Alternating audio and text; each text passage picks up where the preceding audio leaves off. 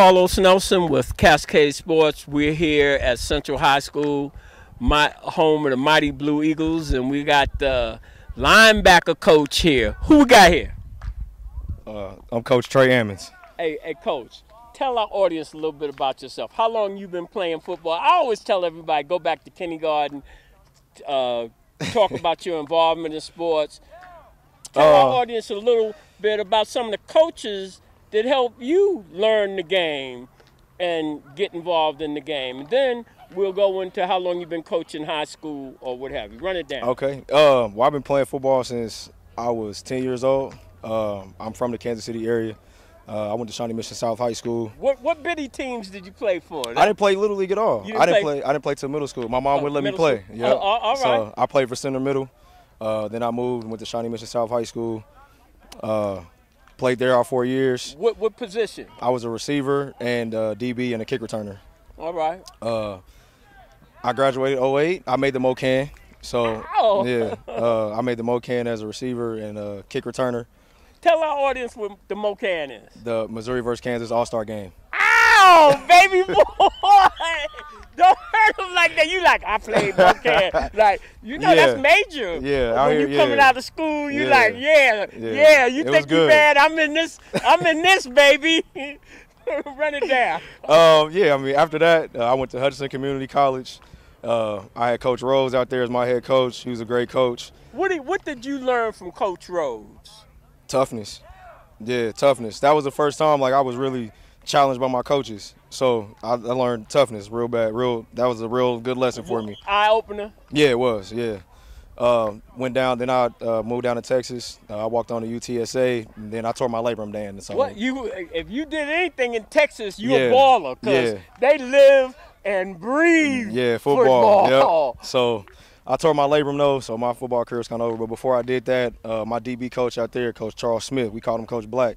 He's probably the best coach I ever had, man. He really run that down. That's real important. Yeah. What you learned from him and how that made you feel to even say that? I learned myself as a football player. Like growing up, you know, you think you know everything or you think you know certain positions or what you want to do or be, but he was able to kind of bring that inner real football player out and show me like what I really can do with my full potential. Like nobody ever kind of tapped into that. So he opened my eyes to that real quick, you know, but like I said, then I got hurt, so it kind of didn't work the way I wanted it to, but, you know, I still got to be around him, and I learned a lot from him. So it was actually because of him I got into coaching, for real. You know, we have a segment called Bridging the Gap Between Sports and Education. Yeah. Because a lot of our ballers, everybody wants to go to pros. You're not going to the pros, but you can get a scholarship that will take care of you for the rest of your life, possibly, as it relates to job. Yeah. And our kids need to understand how important that is. And that seemed like that's the road you went. And the other thing, that you can get hurt no matter how good you are. Oh, yeah, it don't matter. All 4 seasons, the last game of the season, and you got all these scholarships, and you get hurt. Anything can now happen. all you can do is depend on your education, because that football is out there. Right. Run it down to a young freshman, what they should be paying attention to in high school. Everything in class. Yeah.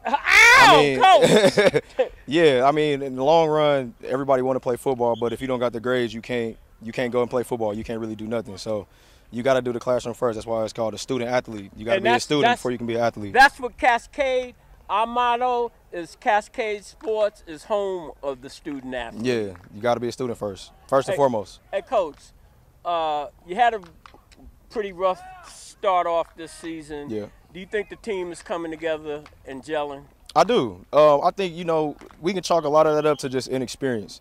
You know, as a lot of people know, last year they had a co-op year, so a lot of the kids didn't really play, and then we got a lot of our team is young, you know, freshman, sophomore guys. So that's what I seen in the interviews. Yes. That a lot of them haven't even played. But let me say this: when I was looking at the news before the season started, when football, they had Central like they was getting ready to be the monster. You know, it's good. It's because we the major school in the city, so you know it's gonna be a lot of hype around it. But you know, football is any given day, so you know, I like that, Coach. You know what I'm saying? Like right now, just everything didn't go the way we planned, but you know, it's looking better. It's getting better and better by the day, and that's the biggest thing, is just continue to build chemistry and gelling as a team, coaching staff, everything just coming together. So I think, you know, we taking a lot of good steps forward. We taking more steps forward than we are backwards. So, to me, that's progress. So, hey, Coach, it was a pleasure having you on the show, and we look forward to covering at least one of your games before the season's over. Okay. All right. Thank you. This program is brought to you by the City of Fountains Coaches Association.